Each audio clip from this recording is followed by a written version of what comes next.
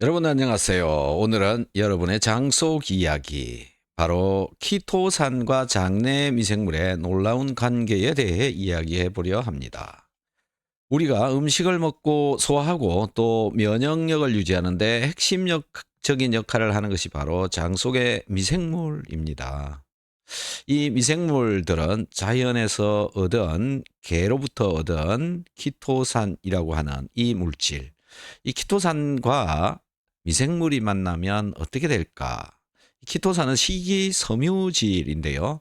단순한 그냥 식이섬유질로서의 기능만 하는 게 아니라 미생물과 이 식이섬유질 간의 대화 속에서 장을 점점 더 건강하게 만들어 간다라는 아주 스마트한 기능을 가지고 있는 것이 키토산입니다. 그래서 오늘 이 방송에서는요, 키토산이 유익균한테 어떻게 작용하고 유해균들에게는 어떻게 제어를 하고 억제를 하는지, 그리고 변비나 설사, 과민성 대장 이런 곳에 어떤 기능을 어떻게 해서 몸을 건강하게 하는지 하나씩 풀어가 보도록 하겠습니다.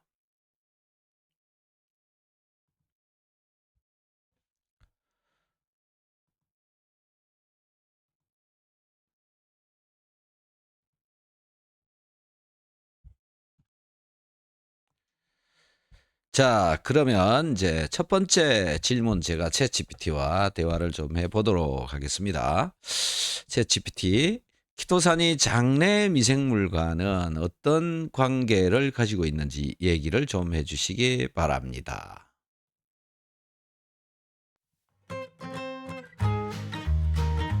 네, 박사님.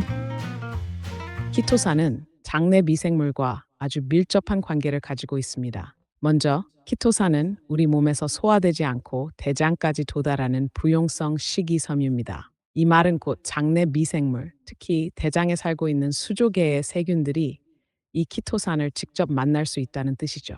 이때 장내 미생물은 키토산을 자신의 먹이로 사용하거나 키토산이 주는 환경적 변화를 통해 생존 조건을 조절하게 됩니다. 실제로 연구에 따르면 키토산은 비피도박테리아, 락토바실러스 같은 유익균의 성장을 촉진하고 동시에 클로스트리디움이나 대장균 같은 유해균의 성장은 억제하는 작용을 합니다. 이런 이유로 키토산은 단순히 장을 깨끗하게 해주는 섬유소가 아니라 장내 미생물 생태계를 건강하게 바꾸는 조절자로 알려져 있습니다. 그래서 장 건강을 회복하려면 단순히 유산균만 먹는 것이 아니라 그 유산균이 잘 자랄 수 있는 환경을 만들어주는 키토산 같은 프리바이오틱스 섭취가 아주 중요하다고 보고되어 있습니다. 자, 키토산이 프리바이오틱스의 개념으로 작용한다, 이런 말씀인데요. 키토산이 프리바이오틱스로 작용을 하려면 균한테 이로와야 되는 거고요. 여기서 말하는 균한테 이롭게 한다는, 즉 프리바이오틱스라고 하는 개념을 좀 더 자세하게 이야기해 주세요.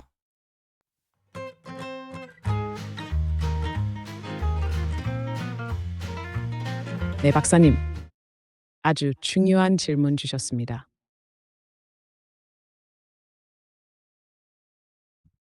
키토산이 프리바이오틱스 역할을 한다는 건 단순히 장 속에 들어간다는 뜻이 아니라 특정 유익균에게 선택적으로 이롭다.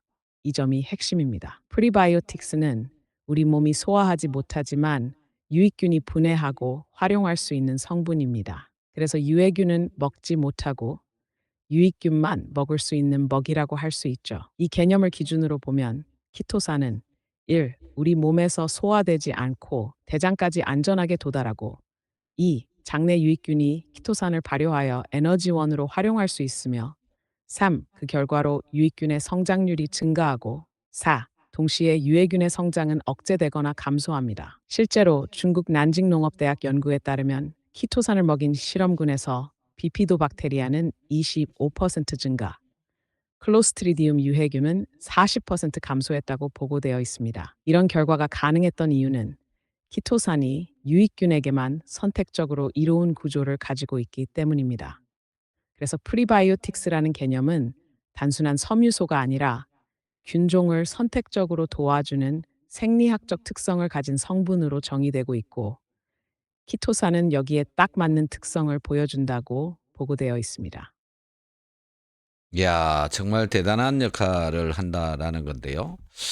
자, 여기 이렇게 생긴 볼펜이 있습니다. 이 볼펜이요. 유익한 균한테는 이롭게 작용을 하고 유해한 균한테는 나쁘게 작용한다. 똑같이 생긴 놈인데 어떻게 유익균한테는 좋게 작용하고 유해균한테는 나쁘게 작용을 해서 얘를 못 살게 만드는지, 얘는 바뀌는 게 없는데 얘가 차이가 있는 거다라는 게 되는 건데요. 유해균과 유익균이 구조적으로 키토산하고의 관계에서 어떤 차이가 있기 때문에 유해균들한테 억제를 하도록 반응을 할 수 있는지, 대화를 할 수 있는지, 이게 굉장히 궁금해지는 거죠. 이 부분 좀 설명해 주시기 바랍니다.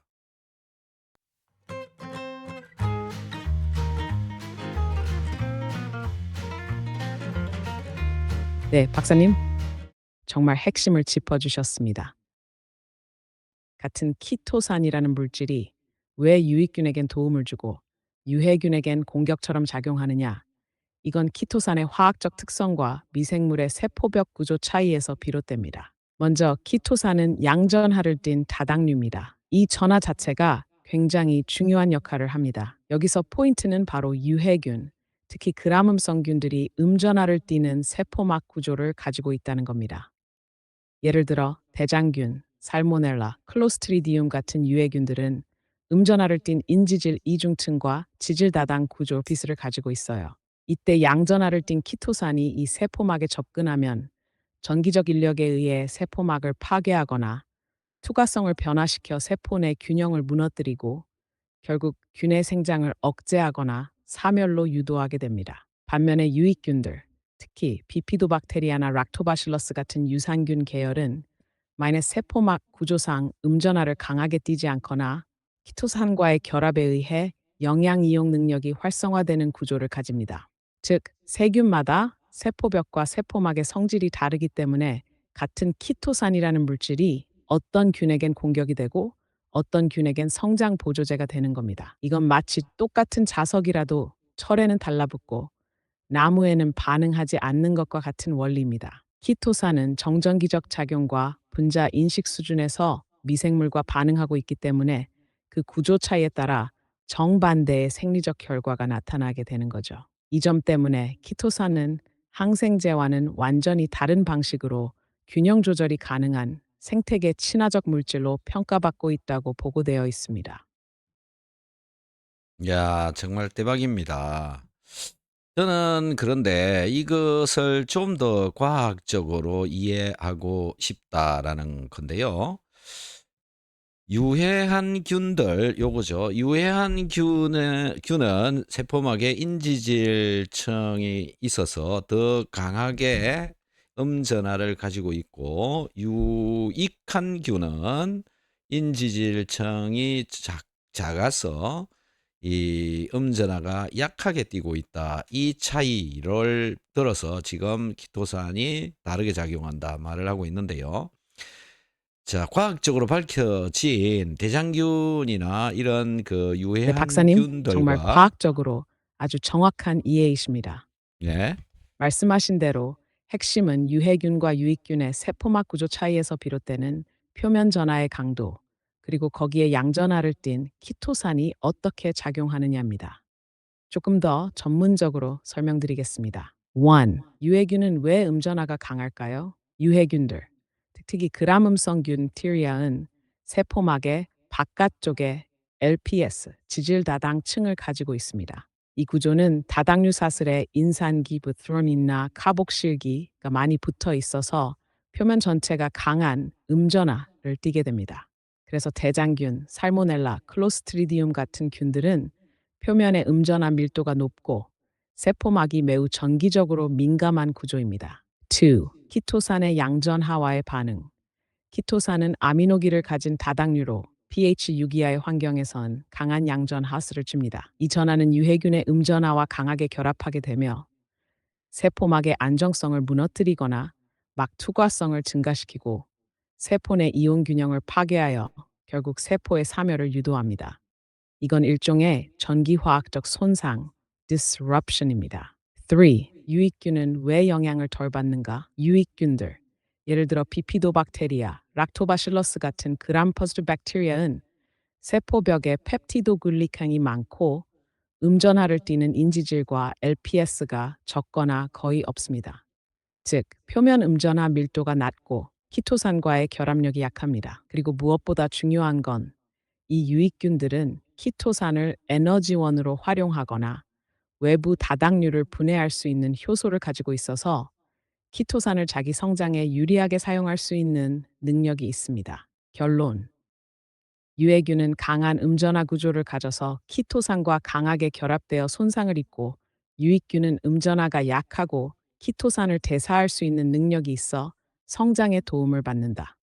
이게 바로 키토산의 선택적 항균 작용의 과학적 메커니즘입니다. Close quote. 실제로 이 작용은 항생제 저항성이 없는 물리화학적 작용이기 때문에 현재 키토산은 포스트바이오틱스 후보 물질로 주목받고 있다고 보고되어 있습니다. 예, 정말 멋진 키토산입니다. 자, 그래서 이 키토산은 장 내균들을 제어를 한다. 이런 기능들이 있고요. 왜 어떤 메커니즘으로 제어가 되는지에 관한 것은 지금부터 30년 전에 과학적으로 이미 밝혀져 있습니다. 제 동료와 같이 실험을 했던 그런 결과인데요. 대장균을 키토산을 먹여 가지고 왜 억제가 되는지 그 메커니즘을 살펴본 결과 대장균의 표면에 키토산 분자가 붙어서 얘를 죽이지는 않고요. 증식되지 못하도록 하더라라고 하는 그런 논문을 낸 적이 있습니다. 자, 키토산은 이렇게 일반적인 항생제와는 다른 또 다른 특징을 가진 그다음에 인체에 적합성이 굉장히 높은 그런 물질이다. 생체 친화성이 높다. 이렇게 알려져 있습니다. 건강을 위해서 아주 필요한 식이섬유질인데 프리바이오틱스의 기능도 한다. 그다음에 유산균들의 먹이가 되어서 성장이 잘 되도록 한다. 유해균들을 억제를 한다. 이런 기능이 있다. 지금 현대인들한테 꼭 필요한 물질 중에 한 가지다. 이렇게 말할 수 있을 것 같습니다.